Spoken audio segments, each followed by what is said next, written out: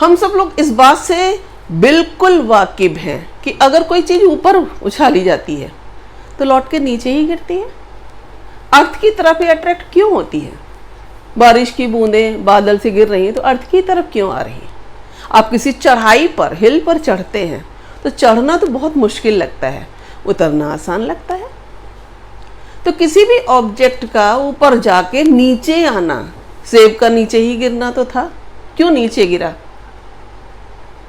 किसी भी ट्यूब में अगर वैक्यूम करके ये देखा जाए, गैलीलियो ने दिखाया कि एक चिड़िया का पंख और एक कॉइन ट्यूब में एक साथ गिराए गए तो दोनों नीचे एक साथ पहुंचते हैं।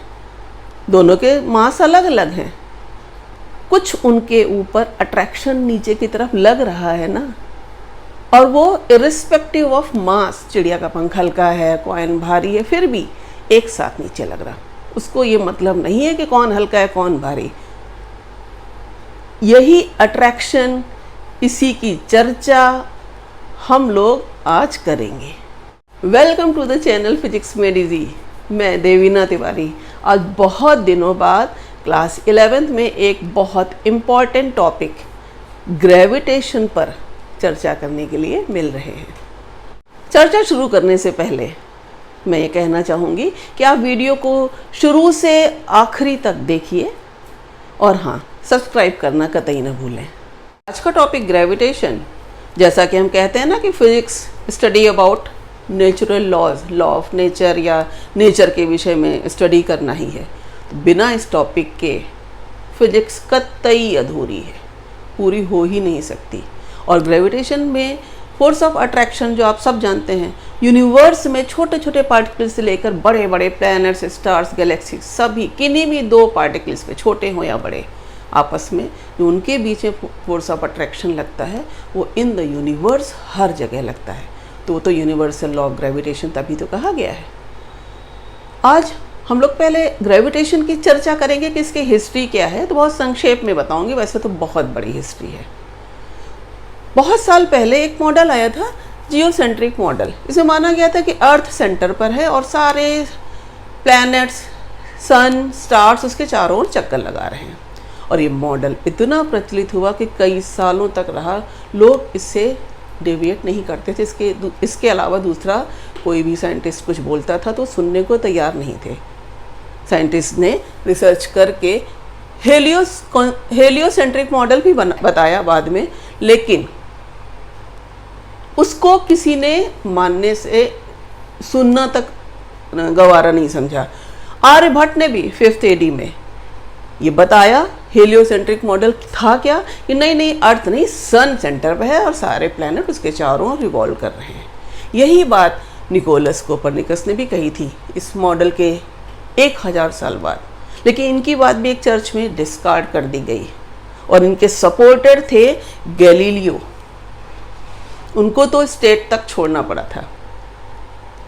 तो अब क्या है वो ग्रेविटेशन जिसकी वजह से इतना सब कुछ हुआ? तो गैलीलियो ने जब स्टेट छोड़ा तो उसी समय जो एक दूसरे साइंटिस्ट थे, टाइको ब्राहे, उन्होंने बहुत सारा डाटा एनालाइज करके अपने पास इकट्ठा कर रखा था और उनके असिस्टेंट थे केपलर, जिन्होंने 3 एलिगेंट लॉज बनाए जिसकी आज हम लोग चर्चा करेंगे, केपलर्स लॉज। क्या है केपलर्स के लॉज? पहला लॉ देखते हैं, मैंने यहाँ लिखा हुआ है, all planets move in elliptical orbits with the sun situated at one of the foci। इसे ही कहते हैं लॉ ऑफ ऑर्बिट्स। स्टेटमेंट तो आपने लिख दिया इलिप्टिकल ऑर्बिट्स। तो इलिप्टिकल ऑर्बिट क्या है? आपने देखा है सर्किल से तो सभी वाकिफ हैं, सर्किल सबको पता है। सर्किल को थोड़ा सा अगर फ्लैट कर दें तो जो शेप बनती है वो लगभग इस तरीके की बनती है। ये शेप किसकी है? इलिप्स की। प्लैनेट जो होते हैं उसमें इलिप्टिकल ऑर्बिट में बताया गया जैसे चलते हैं और सन उसके वन ऑफ द फोकाई पर। सर्किल भी तो एक सेंटर होता है और ये जो इलिप्टिकल ऑर्बिट से बना हुआ शेप है ये कहलाता है एलिप्स। मैथ्स जो बच्चे पढ़ते हैं उनको तो पता है, तो थोड़ा मैं जो बायो स्ट्रीम वाले बच्चे होते हैं उनको एलिप्स के बारे में बता दूं। तो एलिप्स में सर्किल को जितना फ्लैट करा गया है कितना दबा हुआ है वो कैसे पता चलता है? एक ई मैंने यहाँ पर लिखा हुआ है एक टर्म, ई का मतलब है इसेंट्रिसिटी। इसकी वैल्यू होती है <1 ग्रेटर देन 0। तो सर्किल कितना फ्लैट है? अगर ई की वैल्यू 0 की तरफ जा रही है तो सर्किल कम से कम फ्लैट है। इलिप्स जो है वो बहुत ज़्यादा दबा हुआ नहीं, तो उसका शेप कैसा होगा? सर्कुलर। और अगर ई की वैल्यू 1 की तरफ जाती है, नियरर टू 1 है, तो उसका शेप कैसा होगा? फ्लैट, यानी इलिप्टिकल। तो ई 0 होना सर्किल और ई 1 होना इलिप्स। अब आप सर्किल की इक्वेशन तो 10th में पढ़ चुके होंगे ना, क्या होती है? x square plus Y square equal to A square. ठीक। इलिप्स क्या है? और as per law of orbit all planet revolves in elliptical orbit and sun at one of the foci. तो इसमें इलिप्स में ये जो x और y एक्सिस हैं, उसमें से ये बड़ी वाली एक्सिस, इसको हम लोग कहते हैं मेजर एक्सिस। ठीक है। और इसका नाम अगर मैं यहाँ पर रख दूँ तो ये P है और यहाँ पर मान लिया मैंने P डैश, तो P डैश ये क्या है? Major axis.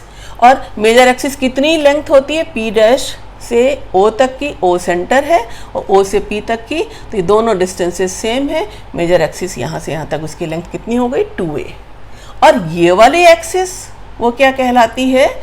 Minor axis. तो आपको इलिप्स के बारे में थोड़ी टर्मिनोलॉजी में बता दूं, ये इलिप्टिकल शेप, मेजर एक्सिस ये और माइनर एक्सिस ये, इनके कोऑर्डिनेट्स, फिर आप अगर सेंटर 0 है तो सेंटर से आप देखते हैं P के कोऑर्डिनेट्स कितने हो जाएंगे? ये डिस्टेंस A है तो A 0, यहाँ पर -a 0, ऊपर की तरफ 0b और नीचे की तरफ 0 -b। हाँ, जो इनके फोकस F1 और F2 हैं, इनके कोऑर्डिनेट्स हैं F2 इधर है, AE और 0, और इसके -AE 0। E वही इसेंट्रिसिटी जिसकी value greater than 0 less than 1 है। और हाँ, रिलेशन B और A में ये इक्वेशन इलिप्स की क्या है? तो इलिप्स की इक्वेशन होती है x square upon a square plus Y square upon B square equal to 1। अब देखो कि अगर e टेंडिंग टू 0 है, इसमें e टेंडिंग टू 0 रखोगे तो यहाँ पर क्या हो जाएगा? b square equal to a square. और मैंने क्या बताया कि ये इसेंट्रिसिटी उसकी सर्किल को जो प्रेस करके इलिप्टिकल शेप दिया गया, तो कितना प्रेस, कितना दबा हुआ उसकी मेजरमेंट को बताता है। ऐसे समझेंगे। तो जो E टेंडिंग टू 0 में अगर हम E 0 रख देते हैं तो B और A दोनों बराबर हो जाएंगे। इलिप्स की इक्वेशन में B और A दोनों बराबर तो बनेगी, तो ये सर्किल की ही, ये इक्वेशन किसकी है? सर्किल की। और ये इक्वेशन किसकी है? इलिप्स की।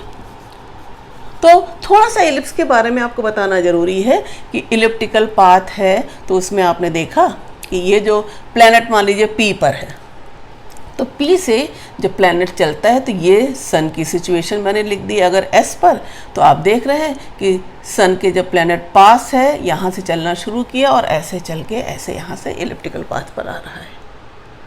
क्या देखने को मिलता है कि जब सन के पास है प्लैनेट और जब सन से बहुत दूर है प्लैनेट, तब इन पोजीशंस के कुछ नाम कहे जाते हैं।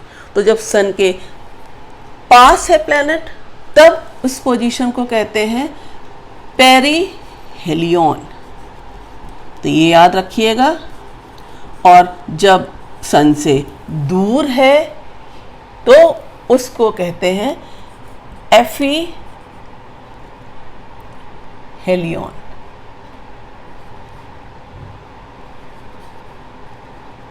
ठीक।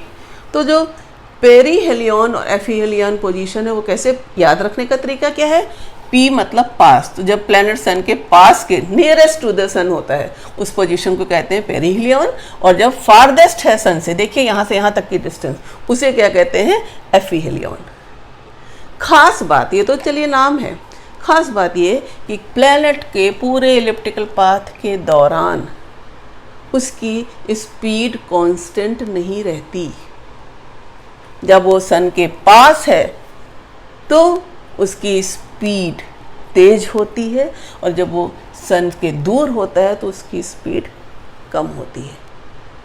ये आगे देखेंगे। हाँ, यहाँ पर हमने सबके कोऑर्डिनेट्स, स्पीड और इलिप्टिकल पाथ, इलिप्स की इक्वेशन, इसके बारे में जान लिया। और केपलर्स फर्स्ट लॉ यही कहता है कि all planet revolves around the sun in elliptical orbit. अब आते हैं सेकेंड लॉ पे। सेकेंड लॉ क्या कहता है? The line joining any planet to the sun sweeps equal areas in equal interval of time. इसे कहते हैं लॉ ऑफ एरिया। तो हमने देखा था कि जो एलिप्टिकल पाथ है, उस एलिप्टिकल पाथ के लिए अगर कोई प्लैनेट रिवॉल्व करता है एलिप्टिकल पाथ में, और सन की सिचुएशन यहाँ पर थी एक फोकाई F2 पर, है ना, और यहाँ पर दूसरा फोकस है F1। अगर प्लैनेट रिवॉल्व करता है, यहाँ पर सन है, इस सन के चारों ओर, तो आप देख रहे हैं क्या लिखा है? Line joining any planet to the sun. मान लीजिए प्लैनेट यहाँ पर है, तो ये लाइन ज्वाइनिंग है, ये equal area in equal intervals of time है। कैसे? अगर ये लाइन जैसे P यहाँ पर आ गया P डैश पर, ओके, तो क्या एरिया कवर हुआ? SP से SP डैश तक, ये इतना एरिया कवर हुआ कि नहीं हुआ, है ना। और इसमें मान लीजिए टाइम लगा 1 सेकेंड, उतने ही 1 सेकेंड टाइम में जब प्लैनेट कहीं और होगा, मान लीजिए वो प्लैनेट है यहाँ पर आ रहा है और P1, और उसके बाद से वो यहाँ पर आ रहा है P1 डैश पर, आपको क्या बनाना होगा? एज पर लॉ ये कह रहे हैं कि जो लाइन सन को प्लैनेट से ज्वाइन करती है, वो line joining sun to the planet traces equal area in equal interval of time. तो अगर यहाँ पर भी टाइम dt लगी है और इसका लगा है, इसका एरिया है dA, तो dA अपॉन dt जो इस जगह पर होगा, वही dA अपॉन dt हमें उसी dt टाइम में जो एरिया कवर होगा वो भी सेम होना चाहिए, यानी कि वो होगा dA अपॉन dt यहाँ पर भी।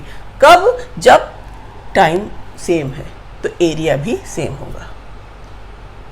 हाँ, अगर कोई एक ऐसा क्वेश्चन आया कि जिसमें उन्होंने दे दिया कि एक जो प्लैनेट है वो सन के चारों ओर रिवॉल्व कर रहा है और उसमें ये सन की पोजीशन है, तो ये एरिया है T1 टाइम में, यहाँ पर एरिया जो स्वेप्ट है वो T2 टाइम में, यहाँ पर सन से लाइन ज्वाइन जो कर रही है प्लैनेट को, तो प्लैनेट यहाँ से यहाँ आ रहा है या यहाँ से यहाँ आ रहा है या यहाँ से यहाँ आ रहा है, तो ये जो एरिया है,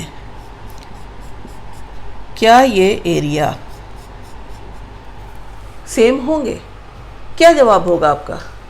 ये अलग अलग टाइम में हुए हैं ना कवर्ड।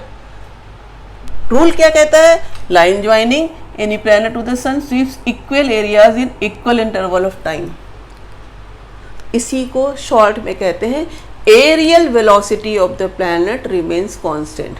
तो आप इसी सेकेंड लॉ को कैसे लिख सकते हैं? वो ये कि aerial velocity of planet remains constant. अब इसी चीज़ को कैसे प्रूफ करोगे? कैसे प्रूफ करेंगे कि नहीं इलिप्टिकल पाथ है और aerial velocity of the planet constant होगा?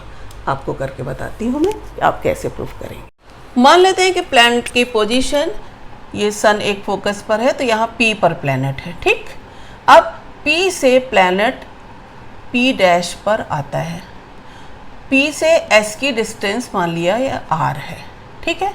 तो अब ये जो प्लैनेट है उसकी हम वेलोसिटी, यानी कि वेलोसिटी की डायरेक्शन, वो ये v दे देते हैं, और यहाँ से जो पोजीशन वेक्टर है प्लैनेट का वो r के सीध में, यही तो है पोजीशन वेक्टर r, और इन दोनों के बीच का एंगल अगर हम मान लें थीटा, तो देखिए अब यहाँ पर आपको बता रही हूँ इलिप्टिकल पाथ के लिए ये एंगल थीटा 90 नहीं होगा। बुक्स में सर्कुलर मान लेते हैं, तो जब पहला लॉ एलिप्टिकल के लिए कहा जा रहा तो हम सर्किल क्यों लें, वो थीटा 90 मान लेते हैं कि ये जो r है रेडियस वेक्टर और ये वेलोसिटी है वो आपने पढ़ा है सर्किल में 90 होते हैं, टेंजेंशियल और रेडियल, तो आप वहाँ पर थीटा 90 ले लेते। यहाँ तो इलिप्स है।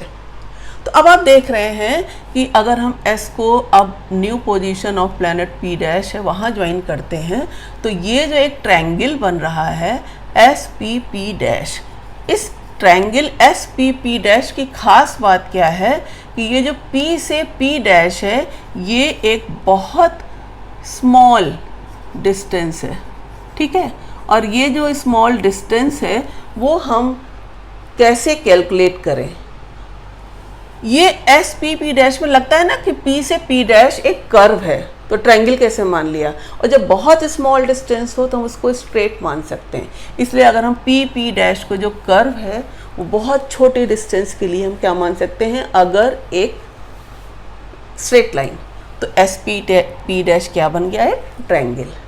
अब अगर इस ट्रायंगल का एरिया निकालें, यही तो एरियल वेलोसिटी में पढ़ा था एरिया, तो P से P डैश तक में अगर हमें टाइम लग रहा है dt, और ये जो पूरा एरिया है ये है पूरा एरिया, मान लीजिए dA, तो हम dA/dt ही तो निकालेंगे, एरियल वेलोसिटी क्या है, dA/dt। तो अब एरिया कैसे निकालेंगे, तो उसके लिए हमें इस ट्रायंगल की हाइट, एरिया का फॉर्मूला क्या होता है, एरिया dA इक्वल टू क्या होता है, half into base into height.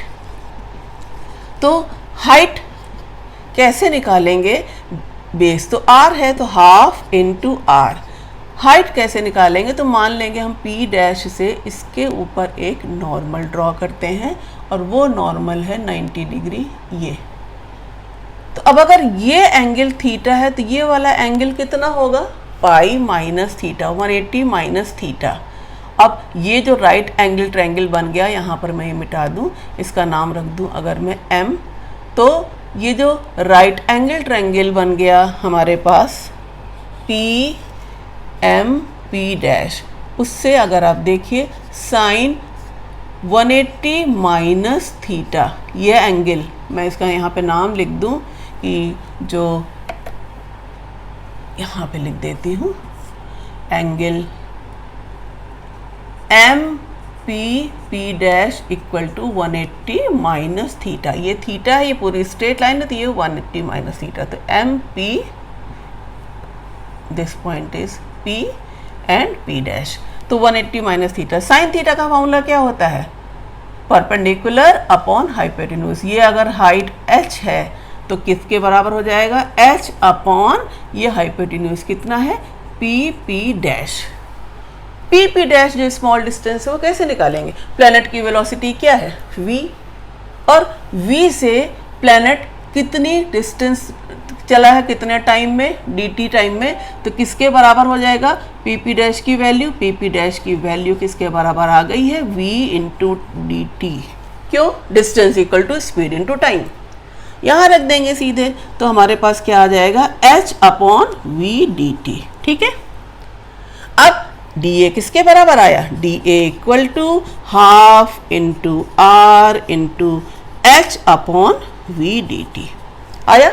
इससे हमारे पास जो ये वैल्यू आती है कि half into base into height, तो हमें हाइट की वैल्यू रखनी है, तो अगर h upon V D T जो है वो साइन थीटा के बराबर आया है। क्यों साइन थीटा के बराबर आया, क्योंकि साइन 180 माइनस थीटा भी साइन थीटा ही होता है, तो यहीं पर h upon V D T किसके बराबर रख दिए, साइन थीटा के। देखिए sine 180 minus theta equal to h upon P P dash, sine 180 minus theta sine theta और पी पी डैश कितना है वी डी टी, तो h upon V D T equal to sine theta, तो h की value कितनी हो गई V D T sine theta. अब यहाँ पर हम लोग हाइट h ही तो रखते हैं, यहाँ पर ये हाइट h, तो h की जगह क्या लिख देंगे V D T sine theta, इससे डी टी इधर ले आओ, तो D A upon D T किसके बराबर आ गया, देखिए R V sine theta upon 2। ठीक, दोनों में ऊपर नीचे अगर आप m से मल्टीप्लाई डिवाइड कर दो, कुछ समझ में आ रहा है कि ये M V R sine theta क्या होता है? Angular momentum. याद करिए, आपने पढ़ा है कि एंगुलर मोमेंटम एल से शो किया जाता था। एल का फॉर्मूला होता है आर क्रॉस पी, तीनों वेक्टर है ना, क्रॉस प्रोडक्ट ऑफ वेक्टर, और P linear momentum M V. तो अगर आर क्रॉस पी क्या होता है? R P sine theta into unit vector. तो यहां पर क्या हो जाएगा? P को अगर आप एम वी लिखें, लीनियर मोमेंटम क्या होता है? एम इंटू वी, तो R M V sine theta, ये क्या हुआ? Angular momentum. यहाँ पर M V R sine theta अगर एंगुलर मोमेंटम हो गया तो D A upon D T ये किसके बराबर आया? L upon 2m। और ये एंगुलर मोमेंटम का कंजर्वेशन यहाँ पर हमने लगाया ही क्यों? याद रख लीजिए कि जो भी ये मोशन हो रही है ये किस फोर्स के इन्फ्लुएंस में हो रही है? ग्रेविटेशनल फोर्स के इन्फ्लुएंस में। और ग्रेविटेशनल फोर्स कैसा है? Conservative force. कंजर्वेटिव फोर्स किसे कहते हैं? जिससे जो वर्क डन होता है वो पाथ इंडिपेंडेंट होता है। और जो L है एंगुलर मोमेंटम, वो कब कंजर्व होता है? जब net torque on the body is 0। यहाँ पर बॉडी वही प्लैनेट है। तो देखिए, अगर प्लैनेट है तो प्लैनेट पर सन की तरफ अट्रैक्शन लगेगा कि नहीं? तो सन की तरफ अट्रैक्ट होगा प्लैनेट, तो F इधर, और यही डिस्टेंस ही तो R है। तो R क्रॉस F, हमें टॉर्क का फॉर्मूला पढ़ा है। टॉर्क का फॉर्मूला किसके बराबर होता है? अगर मैं यहाँ लिखूं टॉर्क का फॉर्मूला, तो टॉर्क इक्वल टू होता है R क्रॉस F, यानी कि R F साइन थीटा। ये R है पोजीशन वेक्टर, और ये F लगेगा प्लैनेट पर, P है प्लैनेट टुवर्ड्स सन। क्या होगा एंगल? 180। और ये कितना होगा साइन थीटा? 0। तो आप देख रहे हैं ये तीनों वेक्टर हैं, तो आप टॉर्क 0, अगर प्लैनेट पे टॉर्क 0 है तो आपने पढ़ा है कि अगर एक्सटर्नल टॉर्क किसी भी ऑब्जेक्ट में, ऑब्जेक्ट पर लगने वाला एक्सटर्नल टॉर्क 0 होता है तो उसका क्या कंजर्व होता है? Angular momentum. जैसे लीनियर मोशन में एक्सटर्नल फोर्स 0 है तो मोमेंटम, लीनियर मोमेंटम कांस्टेंट होगा। ऐसे यहाँ पर एक्सटर्नल टॉर्क 0 है तो क्या कांस्टेंट होगा? Angular momentum. तो खूब पूछा जाता है कि in Kepler's second law areal velocity remains constant. Okay, proof नहीं पूछते, उन्होंने लॉ पूछ लिया, लेकिन कहते हैं इससे ये आप कैसे प्रूफ करोगे कि कंजर्वेशन ऑफ एंगुलर मोमेंटम होता है? आपने इलिप्स पाथ मानते हुए, एलिप्टिकल पाथ मानते हुए ऐसे प्रूफ किया कि D A upon D T L upon 2m। तो देखिए ना, L 2m D A by D T, इस फॉर्मूले से आपने ये प्रूफ कर दिया कि जो D A by D T areal velocity ही तो है, और एरियल वेलोसिटी क्या है? कांस्टेंट, क्योंकि एंगुलर मोमेंटम कांस्टेंट है और 2 और m दोनों कांस्टेंट हैं। थर्ड लॉ ऑफ केपलर कहता है the square of the time period of revolution of a planet is proportional to the cube of the semi major axis of the ellipse traced out by the planet। तो elliptical path हम लोग देख ही रहे हैं। Planet ऐसे, सन या तो यहाँ होगा या यहाँ होगा, कहीं पे मान लीजिए यहाँ पर सन है, तो जो इलिप्टिकल पाथ है उसको ट्रेस करने में कितना टाइम लग रहा है? अगर वो मान लीजिए t है, उस टाइम पीरियड का स्क्वायर यानी कि t स्क्वायर किसके प्रोपोर्शनल है? Cube of the semi major axis. यहाँ से यहाँ तक की डिस्टेंस ही तो सेमी मेजर एक्सिस होती है। क्या होती है? a, यानी कि t square proportional to a cube. ये है थर्ड लॉ। तो पूछा जाता है कि write all 3 laws of Kepler and prove that second law concludes that angular momentum of a planet remains constant. आपको इतना तो करना होता है। हाँ, इससे रिलेटेड थर्ड लॉ से भी बेस्ड क्वेश्चन जैसे आज मैंने लिया हुआ है, जेई में पूछा गया है। If the distance between sun and earth were half of its present value, the number of days in a year would be. तो अगर यही सवाल लिया गया है कि अगर ये सन है, सन से अगर ये डिस्टेंस d है और यहाँ पर जो प्लैनेट है वो p, तब उसका टाइम पीरियड मान लिया है t, और वो टाइम पीरियड कितना होगा आपको पता है, t इक्वल टू 365 डेज है ना। अब कह रहे हैं अगर वो हाफ हो जाए, तो हाफ हो जाए यानी कि वो डिस्टेंस कितनी हो गई, यहाँ से अब प्लैनेट की ये हो गई न्यू पोजीशन, और ये डिस्टेंस सन से ये कितनी हो गई d/2। अब कितना टाइम होगा, मान लिया t डैश, ये पूछा गया है ना, यही तो पूछा गया। सवाल पढ़ के अगर आपने उसको ऐसे लगा लिया तब आप एक्सप्रेस कर पाएंगे। तो अब यहाँ आप क्या लगा सकते हो कि अगर T square proportional to distance cube है ये, तो हम इसको कैसे लिखेंगे, टी अपॉन टी डैश इस पूरे का होल स्क्वायर इक्वल टू जो ये डिस्टेंस है वो d है और ये डिस्टेंस है d/2, तो d upon d/2 whole cube. अब आपके पास कितना आ गया, निकालना है आपको टी डैश स्क्वायर। आप कैलकुलेट कर सकते हो कि टी डैश स्क्वायर, अगर आप इसको ऐसे लिख भी सकते हो कि टी डैश स्क्वायर किसके बराबर आएगा, तो आप ये देख रहे हो कि ये d और d तो कैंसिल हो जाएगा, ये 2 ऊपर जाके कितना हो जाएगा 8, तो टी डैश स्क्वायर किसके बराबर हो जाएगा, T square upon 8। You can solve, T की वैल्यू कितनी दी है 365, तो 365 इंटू 365 है ना, और अपॉन 8। अब ये तो आया गया आपके पास टी स्क्वायर, यहाँ पर आपके पास दिस इम्प्लाइज दैट करके लिखें, ये आ जाएगा टी स्क्वायर। तो टी की वैल्यू क्या आ जाएगी, जिसको स्क्वायर को हटा के यहाँ पर हमने अंडर रूट लगा दिया, तो अंडर रूट से 365 तो बाहर आ जाएगा, तो टी की वैल्यू फाइनली कितनी आ जाएगी 365 अपॉन 8 का कितना हो जाएगा 2√2 होगा ना। तो अब आप इसको 8 का अंडर रूट लिया आपने, इससे अगर आप देखते हैं तो इसकी वैल्यू कितनी हो जाएगी, यहाँ पर अगर आप देखें 365 इंटू 365 है, तो ये अपॉन 2√2 की वैल्यू आपके पास हो जाएगी 2128। इसको मैं ऊपर नीचे √2 से मल्टीप्लाई कर लूँ तब ज़्यादा सही हो जाएगा सॉल्व करना। क्यों, क्योंकि ये नीचे कितना हो जाएगा आपके पास 365 upon 4 into √2, this is 4/9 and this is approximately 91। सो 91√2 अगर आप इसको कैलकुलेट करते हो, √2 की वैल्यू 1.414, तो 91 इंटू 1.414 वो किसके बराबर आएगी, ऑप्शन में अगर आप देखते हैं तो ये अप्रॉक्सीमेटली 128 पॉइंट समथिंग या 129 डेज। तो कितने हो जाएंगे डेज ईयर में 129।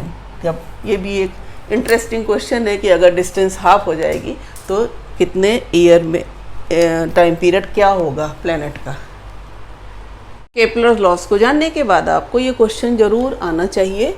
अ comet orbits the sun in a highly elliptical orbit, does the comet have a constant linear speed, angular speed, angular momentum, kinetic energy, potential energy, total energy.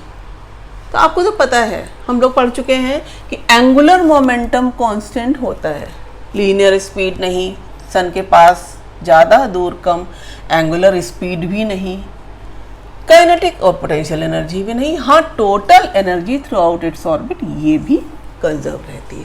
तो planetary motion में याद ही रखिएगा, बस यही दो चीज़ें conserve भी रहती हैं, एंगुलर मोमेंटम और टोटल एनर्जी।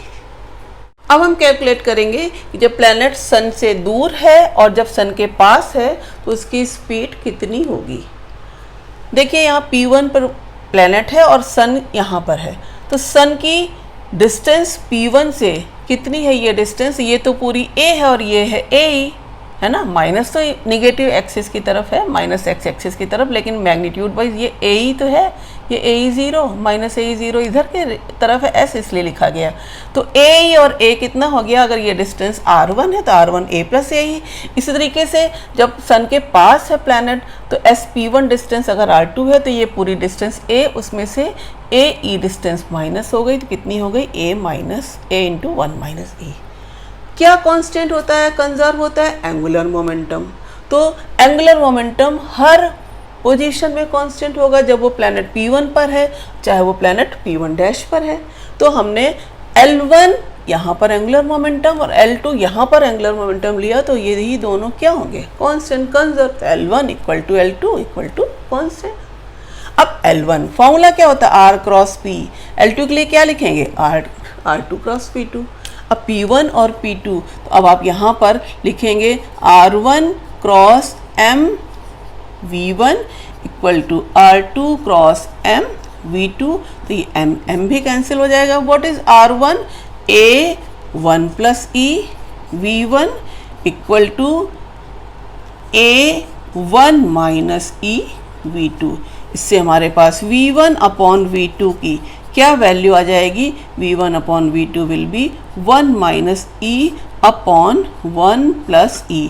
इसको मान लेते हैं इक्वेशन नंबर 1। कैसे निकाली है हमने, कंजर्वेशन ऑफ एंगुलर मोमेंटम से।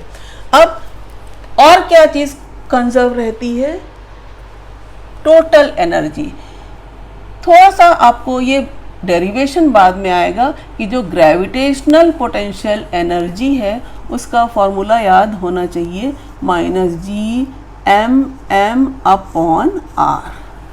ठीक है, mass of object, mass of planet और डिस्टेंस बिटवीन देम। तो अगर कंजर्वेशन ऑफ टोटल एनर्जी की बात करते हैं तो टोटल एनर्जी क्या होती है, kinetic energy plus potential energy. तो K1 plus U1 equal to क्या लिखेंगे हम लोग, K2 प्लस U2। अब आप देखते हैं K1 की value half M1 V1 square equal to half minus Gm upon R। तो यहाँ पर ये M1 है, ये R1 है। ठीक इसी तरीके से यहाँ पर half M2 V2 square minus Gm2 upon R2।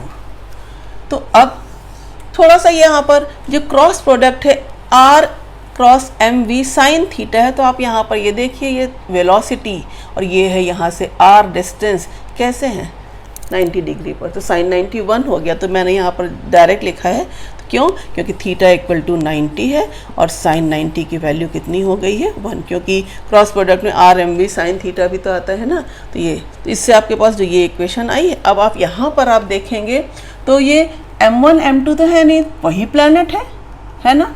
आपने जो जनरल फार्मूला लिखा है मैं डायरेक्ट उसी में कर रही हूँ। तो आप ये देखिए, यही प्लैनेट यहाँ पर आया सन के पास, यहाँ सन दूर था। ये कौन सी पोजीशन है, सन से दूर वाली एपिलियन। ये कौन सी है, पेरिलियन। तो अब आप देख रहे हैं यहाँ पर ये M सब जगह कैंसिल होगा, तो आपके पास बचेगा क्या यहाँ से, अगर आप देखते हो तो ये M हटा दें तो V1 square upon 2 minus Gm upon R1 equal to V2 square upon 2 minus Gm upon R2।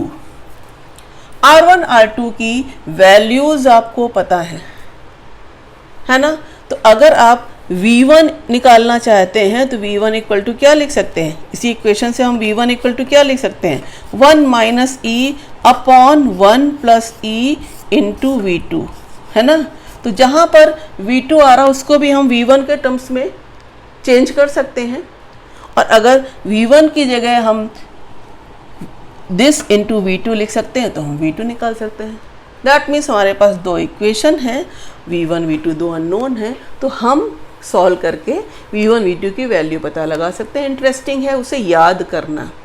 अब आप देख रहे हैं यहाँ पर V1 है, खुद अंदाज़ा लगाइए कि V1 जो है वो सन से कौन सी वाली पोजीशन है, दूर वाली। तो दूर वाली में आप देखते हैं कि इसकी एरियल वेलोसिटी क्या होती है, कांस्टेंट। लेकिन जो यहाँ से यहाँ तक की चली गई डिस्टेंस है, जो इसकी लीनियर वेलोसिटी है, वो क्या होगी, कम। तभी तो यहाँ से यहाँ तक का जो एरिया होगा वो एरिया उतने ही टाइम इंटरवल में, अगर ये प्लैनेट यहाँ से यहाँ आएगा कहीं जाके, तब वो एरिया सेम होगा। तो यहाँ देख रहे हैं इसकी स्पीड ज़्यादा है ना, तभी तो प्लैनेट यहाँ से यहाँ आएगा उतने ही टाइम इंटरवल में, ताकि ये एरिया इस एरिया के बराबर हो सके। तो इसीलिए यहाँ से यहीं तक पहुँचेगा जितने टाइम में प्लैनेट, उतने टाइम में ये यहाँ से इतना चलेगा। तो कब ज़्यादा चल रहा है, जब वो सन के पास, और कब धीरे धीरे चल रहा है, जब वो सन से दूर। तो कितनी स्पीड है वो V1 V2 याद करने के लिए कभी कभी आता है डिराइव। तो V1 V2 को इक्वेशन नंबर ये 2 बना दें। दोनों इक्वेशन से अगर सॉल्व करके हम v1 की वैल्यू निकालते हैं तो जो v1 की वैल्यू आती है वो आती है under root G M upon A 1 plus E upon 1 minus E, पूरा अंडर रूट में है। और जो v2 है उसकी वैल्यू आती है under root G M upon A 1 minus E upon 1 plus E. अब आप यहाँ पर ये देख सकते हैं कि ये 1 माइनस ई ऊपर है तो v2 कम ही तो है। v1 यहाँ पर 1 प्लस ई है, सॉरी ये v2 आएगा और ये v1। तो अब आप देख रहे हैं कि जो क्यों हमने ऐसा किया, क्योंकि v2 1 प्लस ई आ रहा है ना, तो 1 प्लस ई ज़्यादा होगा ना। और यहाँ पर आप देख रहे हैं v2 ये पोजीशन है जब सन के पास है प्लैनेट, तो जब आप सॉल्व करते हो तब आपको v2 v1 की ये वैल्यू पता चलती है। अब देखिए अगर थर्ड लॉ ऑफ केपलर का प्रूफ पूछा जाता है तो कैसे करेंगे। इसके लिए जानना जरूरी होगा कि एरिया ऑफ इलिप्स का फॉर्मूला क्या होता है। Area of ellipse pi into A B होता है। अब मान लिया प्लैनेट यहाँ पर है P पर और उसकी S से डिस्टेंस कितनी होगी, तो ये R1 है तो R1 की वैल्यू हम लिख सकते हैं यहाँ से A, ये AE तो A1 प्लस E। और B स्क्वायर का रिलेशन A स्क्वायर से क्या होता है वो पता है। हमने ये देखा था कि सेकेंड लॉ के अकॉर्डिंग dA बाई dt क्या होता है L upon 2m angular momentum conservation में, और L की वैल्यू क्या होती है R क्रॉस mv। तो अब अगर थर्ड लॉ प्रूफ करना है तो बस हम इसी को मानेंगे कि जो प्लैनेट, थर्ड लॉ कहते हैं ना कि टाइम पीरियड, तो टोटल टाइम पीरियड यही तो होगा। अगर एक चक्कर में लगा पूरा टाइम हम लेंगे t, तो पूरा एरिया ऑफ इलिप्स भी तो आएगा। तो जो dA बाई dt है इसकी जगह हम क्या लिखेंगे, complete area, what is that formula, pi A B है ना, अपॉन कंप्लीट टाइम, तो यही टाइम पीरियड हमें t निकालना, हमें प्रूफ करना T square proportional to A cube. तो उसके लिए dA बाई dt की जगह ये लिखा, और L बाई 2m है तो अब हम L की वैल्यू क्या लिखेंगे, R1 क्रॉस m V1। हमने ये यहाँ पे लिया ये डिस्टेंस R1 है A1 प्लस ई, और अपॉन 2m, तो ये m तो कैंसिल हो जाएगा। अब हमारे पास जो ये आ रहा है इसमें आप देखते हैं कि इसको केवल सॉल्व करना बचा है। V1 की वैल्यू, V1 देखिए सन से दूर वाली पोजीशन है, तो दूर में वेलोसिटी कम होती है, तो इसमें से हम ये V1 की वैल्यू 1 माइनस ई ऊपर है तो ये कम है, तो हम V1 की वैल्यू रख देंगे यहाँ पर। तो अब हमारे पास क्या आएगी वैल्यू देखते हैं, तो ये pi A B upon T equal to R1 की वैल्यू कितनी है A1 प्लस ई, V1 की वैल्यू कितनी है under root G M upon A 1 plus 1 minus E upon 1 plus E, पूरा रूट में है ये है ना, और अपॉन 2।